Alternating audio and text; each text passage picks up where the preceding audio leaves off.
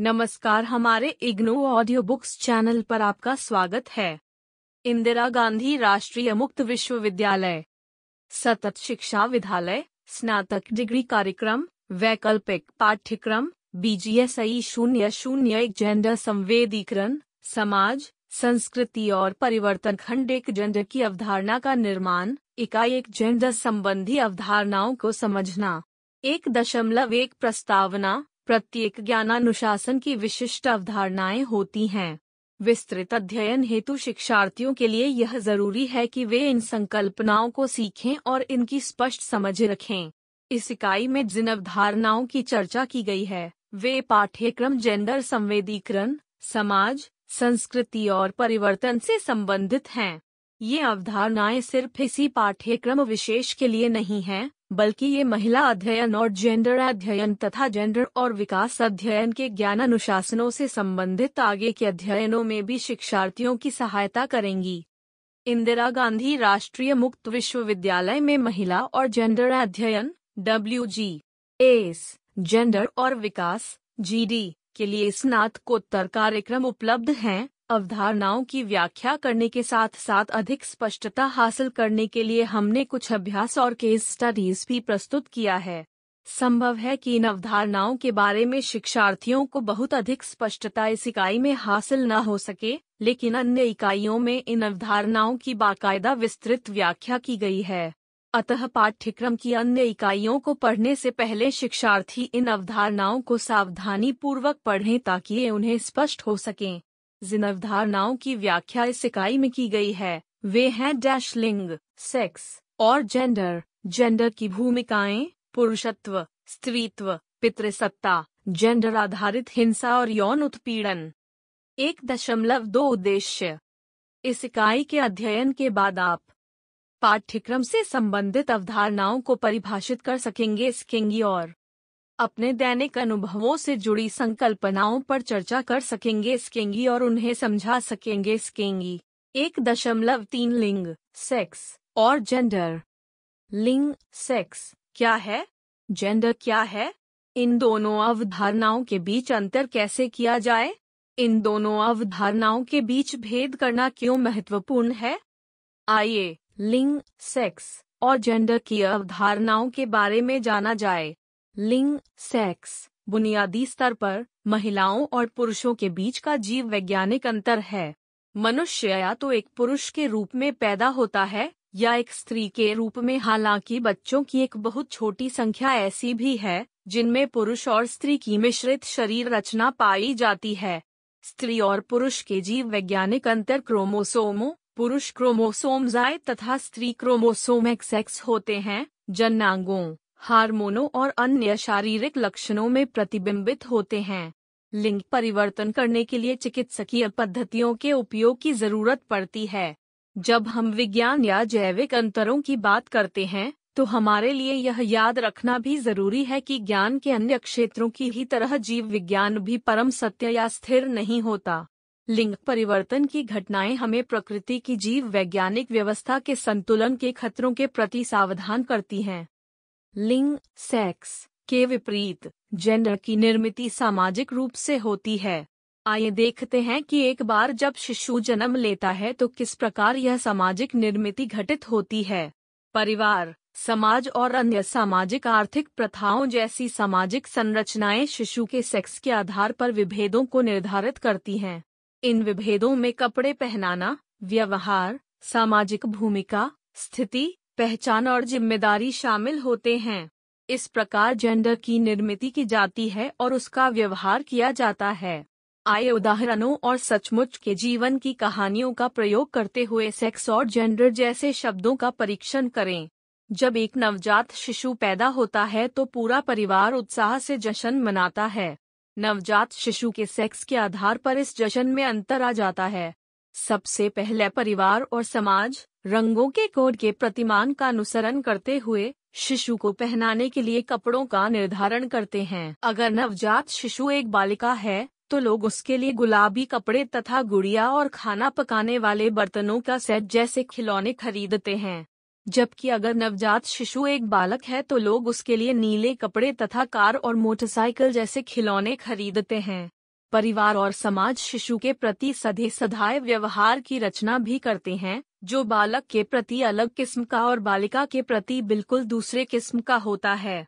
छोटी बालिका को खूबसूरत नन्ही परी कहा जाता है, जबकि छोटे बालक को बहादुर और मजबूत बताते हुए उसे न रोने की सलाह दी जाती है, क्योंकि रोने चिल्लाने को स्त्रियोचित गुण के रूप में देखा जाता है। इस तरह ठीक उसी क्षण से जेंडर की निर्मिति शुरू हो जाती है, जिस क्षण एक शिशु पैदा होता है। जेंडर की निर्मिति अलग अलग समाजों में अलग अलग तरीकों से की जाती है। लोग मुख्य रूप से उन भूमिकाओं पर ध्यान देते हैं जिन्हें निभाने की उम्मीद महिला और पुरुष से की जाती है। बालक और बालिका पर ऐसी भूमिकाएं थोपने के लिए समाजीकरण की प्रक्रिया की महत्वपूर्ण भूमिका होती है। विभेदों में शामिल हैं उत्पादक और संतानोत्पत्ति की भूमिकाएं, पारिश्रमिक पाने वाले, मुफ्त करने वाले कार्य, शक्ति संबंध और राजनीति। इन सब बातों पर विस्तृत चर्चा हम अगले हिस्से में करेंगे। पुरुषों और महिलाओं की विद्यमान भूमिकाओं और उनके बीच के संबंधों को विखंडित डिकंस्ट्रक्ट करके जेंडर भूमिकाओं और आचार संहिताओं पर सवाल उठाए जा सकते हैं। पुरुषों और महिलाओं पर समाज कुछ भूमिकाएं थोपता है। सामाजिक संरचनाएं महिलाओं को इस प्रकार सीमित करती हैं कि वे कुछ निश्चित तरीकों से ही कार्य करें और कुछ निश्चित भूमिकाओं का ही निर्वहन करें, जैसे उत्पादक और संतानोत्पत्ति की भूमिकाएं। उदाहरण के लिए, समाज महिलाओं पर देखभाल और पालन पोषण करने जैसी प्रजननमूलक भूमिकाओं को थोपता है। सामाजिक संरचनाएं महिलाओं को यह एहसास कराती हैं कि वे उत्पादक या सामुदायिक भूमिकाओं की तुलना में प्रजननमूलक भूमिकाओं के लिए अधिक उपयुक्त हैं। महिलाएं किस प्रकार अपनी अभिलाषाओं पर कार्य करने के लिए परिवार और अन्य सामाजिक संरचनाओं को यकीन दिलाते हुए विभिन्न स्तरों पर संघर्ष करती हैं। जेंडर संबंधी व्यवहार, भूमिकाओं, पहचान और पेशे से चिपके रहने की यह उम्मीद ही जेंडर के प्रारूपों को रूढ़ बनाना है। इसे जेंडर स्टेरियोटाइपिंग कहते हैं। आइए अब जेंडर संबंधी कुछ प्रचलित रूढ़ प्रारूपों स्टीरियोटाइप्स का अध्ययन करें।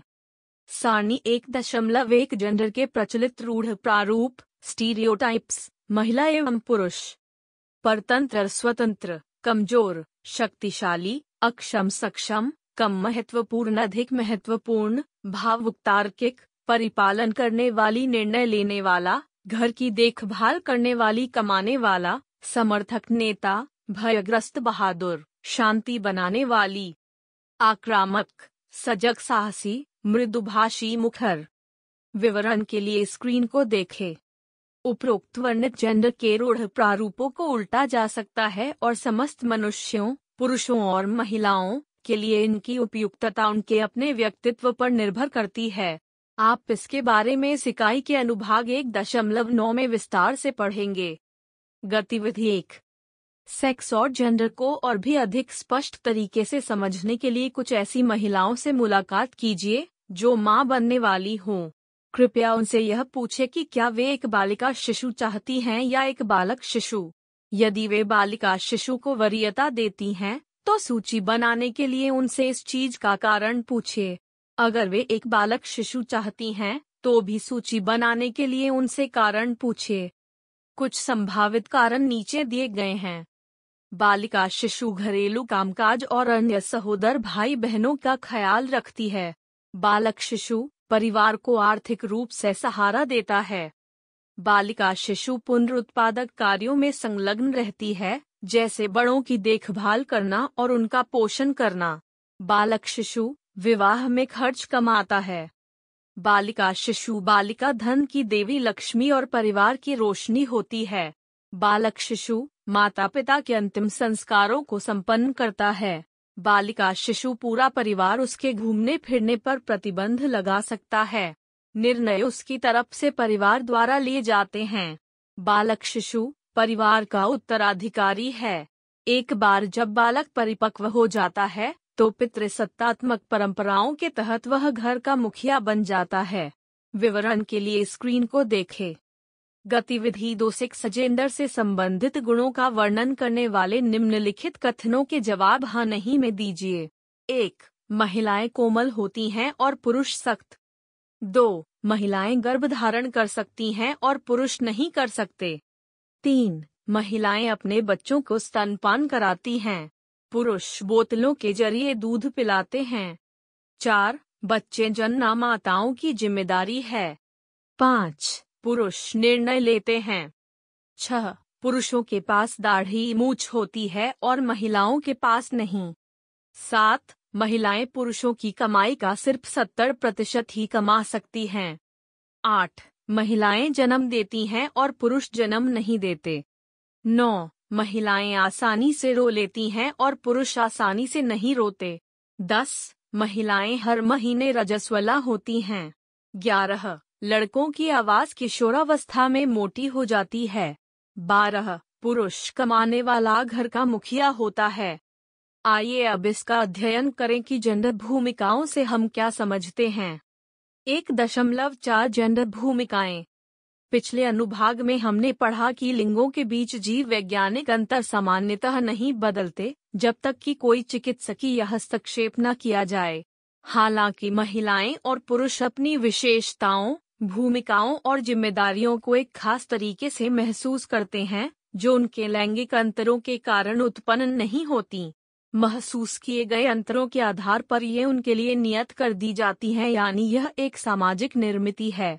आसपास की सामाजिक व्यवस्था की सांस्कृतिक अपेक्षाओं के आधार पर ये भूमिकाएं अलग अलग समाजों के लिए अलग अलग होती हैं। जेंडर भूमिकाओं की मांग है कि महिलाओं और पुरुषों के लिए नियत की गई गतिविधियां इन अलग अलग अनुभूतियों पर आधारित हों।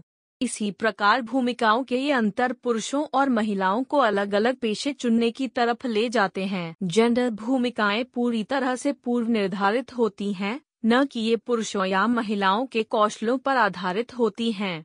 व्यापक रूप से कहा जाए तो पुरुषों की भूमिकाएं आर्थिक गतिविधियों से जुड़ी होती हैं और राष्ट्रीय लेखा प्रणाली सिस्टम ऑफ नेशनल अकाउंट्स में इनकी गणना होती है, जबकि महिलाओं की भूमिकाएं देखभाल और पालन पोषण से संबंधित होती हैं। बहुत संभव है कि इनकी गणना स्ना में न की जाए, जैसे खाना पकाना, साफ सफाई करना तथा बच्चों और वृद्धों की देखभाल करना। हालांकि संभव है कि पुरुष ये घरेलू काम न करते हों। बॉक्स संख्या 1.1। कैरोलिन मोजर के अनुसार अधिकांश विकासशील देशों में महिलाओं पर तिहरा बोझ होता है। उनको 3 तरीके की भूमिकाओं का निर्वहन करना पड़ता है: प्रजननमूलक, उत्पादक तथा सामुदायिक प्रबंधन और सामुदायिक राजनीति। प्रजननमूलक भूमिकाओं में बच्चे जन्ना, बच्चे पालना, परिवार के वृद्धों की देखभाल करना तथा घरेलू कामकाज शामिल है। इन प्रजननमूलक भूमिकाओं के साथ साथ महिलाएं द्वितीयक आयोजकों के रूप में उत्पादक भूमिकाएं भी निभाती हैं। महिलाओं द्वारा संपन्न की गई इन गतिविधियों की गणना आर्थिक गतिविधियों के रूप में नहीं की जाती। इसे राष्ट्रीय लेखा प्रणाली (SNA) में सम्मिलित नहीं किया जाता। महिलाओं की उत्पादक भूमिकाओं में शामिल हैं अंशकालिक आर्थिक गतिविधियां, खेती किसानी का काम करके मजदूरी लाना, दुधारू पशुओं की देखभाल करना तथा शहरी इलाकों में अनौपचारिक क्षेत्रों में संलग्न होना। इन सब के अतिरिक्त महिलाएं सामुदायिक प्रबंधन और सामुदायिक राजनीति में भी शामिल होती हैं। इसे उनके उत्पादक कार्यों के विस्तार के रूप में देखा जाता है। इन गतिविधियों और भूमिकाओं में सामूहिक उपभोग के लिए सामुदायिक परिसंपत्तियों की व्यवस्था और उनका रखरखाव शामिल होता है। महिलाएं समस्त समुदाय की स्वास्थ्य देखभाल और शिक्षा के कार्य में भी संलग्न होती हैं। महिलाओं द्वारा निभाई जाने वाली इन सामुदायिक भूमिकाओं के लिए उन्हें किसी प्रकार का भुगतान नहीं किया जाता। महिलाओं के विपरीत पुरुष जब सामुदायिक राजनीति और गतिविधियों का यही कार्य करते हैं तो उन्हें इसके एवज में भुगतान मिलता है, चाहे नकद रूप में या वस्तु रूप में। अनेक समाजों में महिलाएं खेती किसानी और पशुपालन के लिए भूमि या खेत के छोटे टुकड़ों की देखभाल करने जैसी उत्पादक गतिविधियों को भी संपन्न करती हैं। इस कामकाज को प्रायः कार्य के रूप में नहीं देखा जाता और अक्सर इस कामकाज के बदले महिलाओं को कोई भुगतान भी नहीं मिलता। महिलाएं बहुत सी ऐसी भूमिकाएं भी निभा सकती हैं जो औपचारिक और अनौपचारिक दोनों आर्थिक क्षेत्रों में मजदूरी को आकृष्ट करती हैं। लेकिन पुरुषों के विपरीत महिलाओं की आर्थिक रूप से उत्पादक भूमिकाओं को अक्सर कम आंका जाता है या उन्हें तुलनात्मक रूप से बहुत कम महत्व दिया जाता है। विभिन्न संस्कृतियों और विभिन्न समयों में जेंडर भूमिकाएं और जिम्मेदारियां बदलती रहती हैं। उदाहरण के लिए, अकुशल श्रम को भारत में महिलाओं के कार्य के रूप में, जबकि अफ्रीका में पुरुषों के कार्य के रूप में देखा जाता है। इसी तरह यूरोप और संयुक्त राज्य अमेरिका में घरेलू गतिविधियों में पुरुषों की भूमिका अधिकाधिक प्रत्यक्ष होती जा रही है। पुरुषों और महिलाओं की अलग अलग भूमिकाओं और गतिविधियों के आधार पर पुरुषों और महिलाओं की जरूरतें भिन्न भिन्न हो जाती हैं। आगे अध्ययन करने से पहले अब तक पढ़ी गई अवधारणाओं के बारे में अपनी समझ का मूल्यांकन करने के लिए निम्नलिखित अभ्यास कार्य कीजिए। प्रगति परिश्रम अभ्यास। लिंग, सेक्स और जेंडर की अवधारणाओं की व्याख्या कीजिए। आइए अब इस बात का अध्ययन करें कि पुरुषत्व और स्त्रीत्व से क्या तात्पर्य होता है। आप सुन रहे ऑडियो लर्निंग को। 1.5 पुरुषत्व। पुरुषत्व मैस्कुलिनिटी शब्द की उत्पत्ति लैटिन शब्दों मैस्कुलिनस और मैस्कुलस से हुई है, जिनका अर्थ क्रमशः पुरुष व्यक्ति और पुरुष होता है। इस शब्द का प्रयोग सर्वप्रथम 14वीं शताब्दी में पुरुष लिंग सेक्स अपॉस्ट्रोफी के अर्थ में किया गया था। इस शब्द का प्रयोग पुरुषों के विशिष्ट गुणों को संदर्भित करने के लिए किया जाता है। पुरुषत्व के लक्षण हैं मजबूती, बल, पुरुषोचित हिम्मत और मर्दानगी। पुरुषत्व पर सन 1960 और 1970 के दशकों के विद्वतापूर्ण अध्ययनों ने यह समझा कि महसूस और ग्रहण की गई विशेषताएं पुरुष पहचान को निर्धारित करती हैं। समाजीकरण की प्रक्रिया के तहत प्राप्त किए गए सांस्कृतिक मानक और मूल्य आक्रामकता, महत्वाकांक्षा, विश्लेषणात्मक योग्यता और मुखरता जैसे पुरुष अभिलक्षणों को हासिल करने की प्रक्रिया को प्रभावित कर सकते हैं। सन 1979 में रायविन कॉनल द्वारा लिखे गए एक विद्वतापूर्ण पर्चे, कॉनल 1983, ने बालकों में शरीर की सामाजिक निर्मिति के बारे में चर्चा की थी। अपने स्कूली दिनों में बालक खेलकूद को अधिक महत्व देते हैं। वे शारीरिक गठन, ताकत और मजबूती के विकास पर अपना ध्यान केंद्रित करते हैं। इस विद्वशी विद्वान ने आगे यह भी समझाया था कि बालकों और पुरुषों में पुरुषोचित विशेषताओं को विकसित करने का अभियान समाजीकरण की प्रक्रिया का एक महत्वपूर्ण अंग है।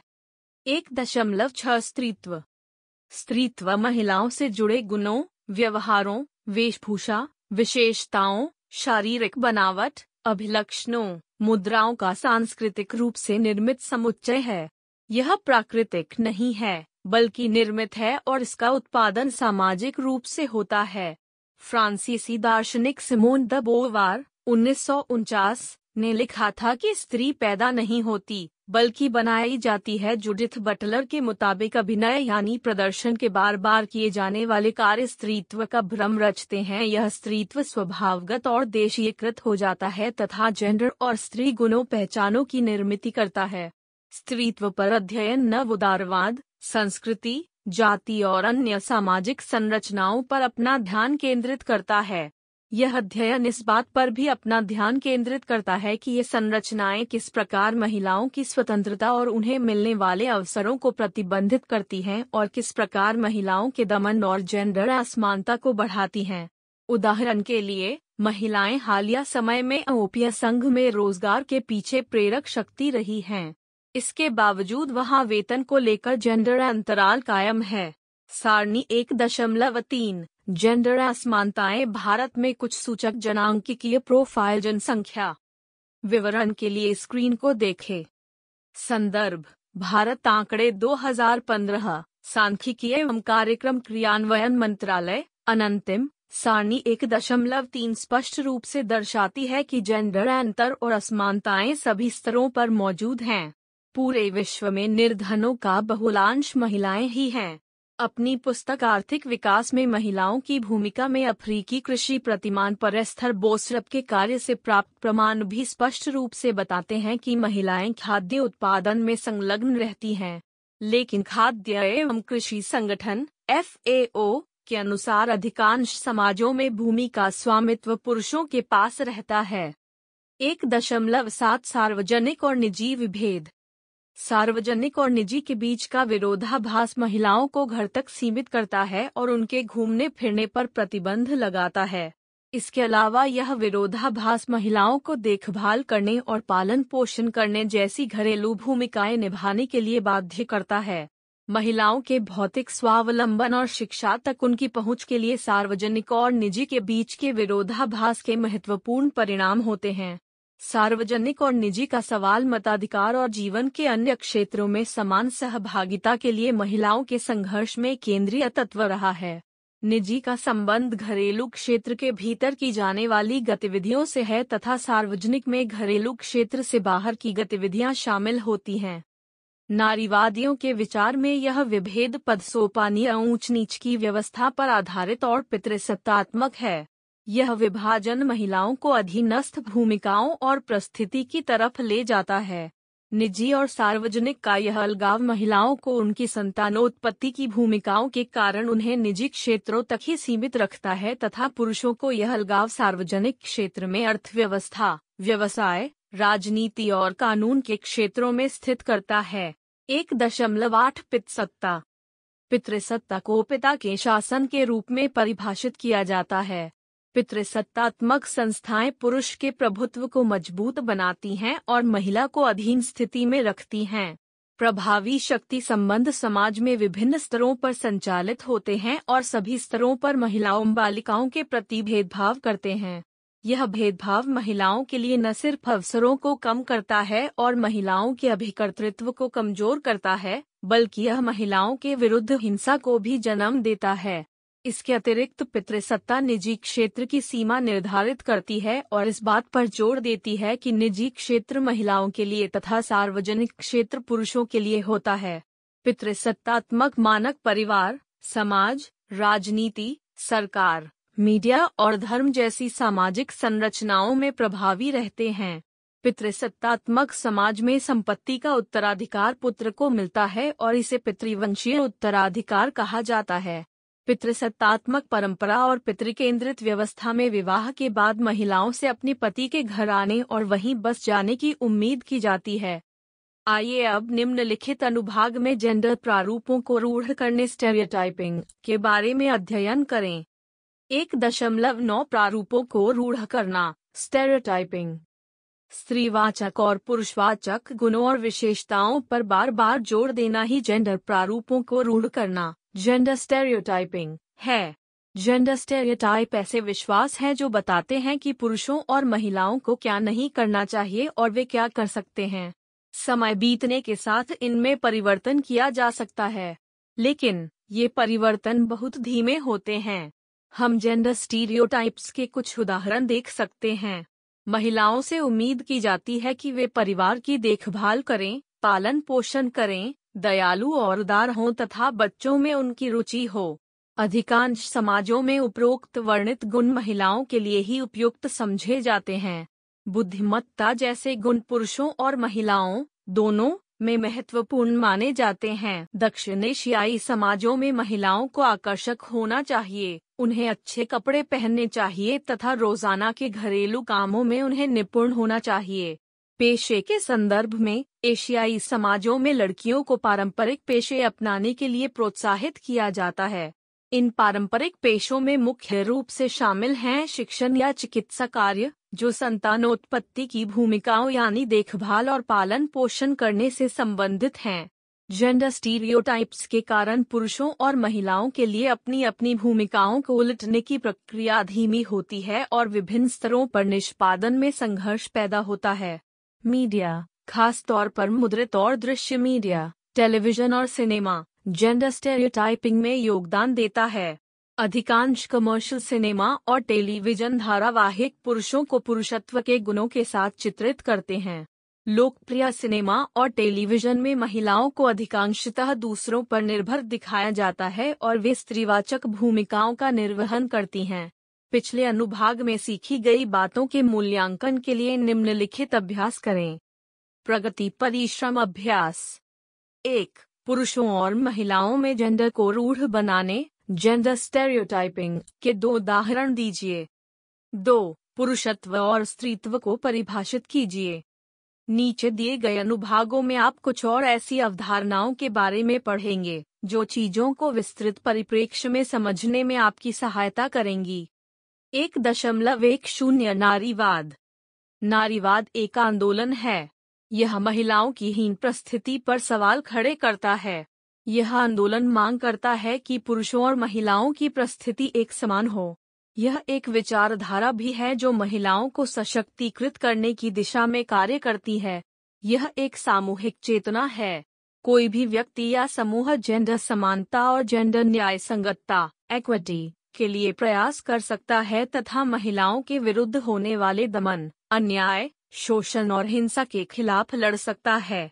नारीवाद फेमिनिस्ट अपोस्ट्रोफी शब्द का सर्वप्रथम प्रयोग सन 1871 में फ्रांस में चिकित्सकीय पुस्तकों में किया गया था।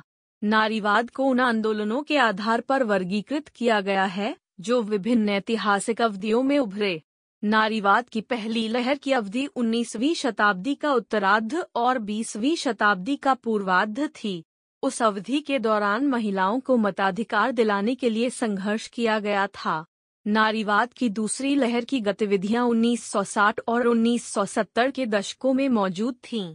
इसमें लोगों ने महिलाओं के लिए परिवार में, कार्यस्थल पर और लैंगिकता सेक्सुअलिटी के संदर्भ में पुरुषों के समान अधिकारों पर अपना ध्यान केंद्रित किया। 1990 के दशक के प्रारंभ में नारीवाद की तीसरी लहर शुरू हुई और यह अब तक जारी है। 1.11 जेंडर आधारित हिंसा। जेंडर आधारित हिंसा जेंडर बेस्ड वायलेंस GBV किसी व्यक्ति के साथ भेदभाव करके की गई हिंसा का अनुभव है। यह भेदभाव उस व्यक्ति के लिंग, प्रजाति, वर्ग, धर्म, लैंगिकता, सेक्सुअलिटी, योग्यता और स्थिति प्रकारकों के आधार पर किया जाता है।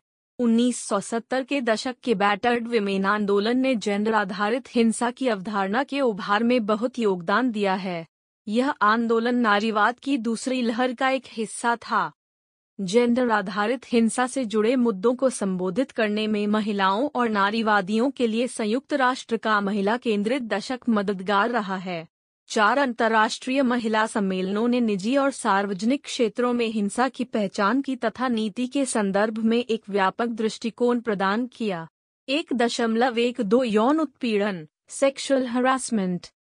यह कार्यस्थल पर जेंडर आधारित लैंगिक सेक्सुअल हिंसा है। अवांछनीय लैंगिक हरकतों के जरिए दूसरों को धमकाना तथा कार्यस्थल पर प्रतिकूल वातावरण पैदा करना भी यौन उत्पीड़न है।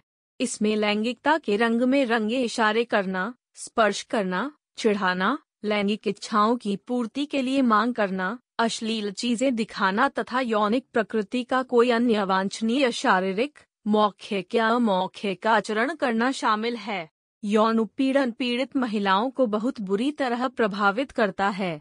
सिंगापुर अवेयर 2008 में 500 उत्तरदाताओं के मध्य एक अध्ययन किया गया और पाया गया कि आधे से अधिक लोगों ने कार्यस्थल पर यौन उत्पीड़न का दंश झेल रखा था। इस पाठ्यक्रम की इकाई 16 कार्यस्थल पर यौन उत्पीड़न के मुद्दे पर विस्तार से विचार करेगी। 1.13 सशक्तिकरण। नायला कबीर सशक्तिकरण को इस रूप में परिभाषित करती हैं कि इसमें एक संदर्भ में जीवन में लोगों की रणनीतिक चयन करने की योग्यता में विस्तार आ जाता है, जहां पहले यह चयन करने की मनाही होती थी। नायला कबीर सशक्तिकरण के 3 आयामों को वर्णित करती हैं। 1. संसाधन परिस्थितियां, 2. अभिकरण प्रक्रिया और 3. उपलब्धि। सशक्तिकरण की प्रक्रिया में महिलाएं और पुरुष दोनों अपने अपने जीवन पर नियंत्रण रखते हैं। अपनी अपनी कार्यसूचियां वे स्वयं तय करते हैं। वे कौशल हासिल करते हैं। वे आत्मविश्वास प्राप्त करते हैं।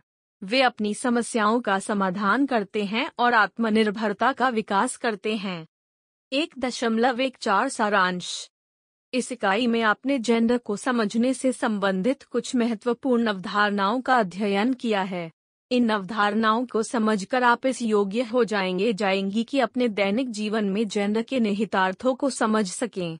यह समझ समाज के सत्तासीन वर्ग में जेंडर के विशेषाधिकारों के बारे में सीखने में मदद करेगी तथा दूसरी तरफ उस वर्ग को भी समझने में मदद करेगी जो उतने शक्तिशाली नहीं हैं, सुभेद्य हैं और समाज में हाशिए पर हैं। 1.15 शब्दावली। समाजीकरण। यह जैविक प्राणी को सामाजिक प्राणी में बदलने की प्रक्रिया है। जन्म के समय एक शिशु जीव वैज्ञानिक इकाई होता है। समाजीकरण की प्रक्रिया में बालक या बालिका होने के लिए यह जीव वैज्ञानिक इकाई जेंडर के अभिलक्षणों को ग्रहण करती है। सामाजिक संरचना, इसमें शामिल हैं सामाजिक संस्थाएं, उदाहरण के लिए परिवार, विवाह और नातेदारी, सामाजिक व्यवहार, संस्कार और अनुष्ठान, और सामाजिक प्रक्रियाएं जैसे समाजीकरण और आत्मसातीकरण। आधुनिकीकरण डंडा, राष्ट्रीय लेखा प्रणाली SNA, समष्टि अर्थशास्त्रीय लेखाओं, तुलन पत्रों, बैलेंस शीट्स और अंतर्राष्ट्रीय रूप से स्वीकृत संकल्पनाओं, परिभाषाओं, वर्गीकरणों और लेखा नियमों के एक सुसंबद्ध, सुसंगत और एकीकृत समुच्चय से मिलकर बनी होती है। 1.17 अभ्यास के लिए प्रश्न। 1. उपयुक्त उदाहरणों के साथ सेक्स और जेंडर की अवधारणाओं की चर्चा कीजिए। 2. जेंडर भूमिकाएं क्या हैं? अपने दैनिक जीवन से कुछ उदाहरण दीजिए। 3. पितृसत्ता क्या है? कुछ उदाहरण दीजिए। 4. नारीवाद क्या है?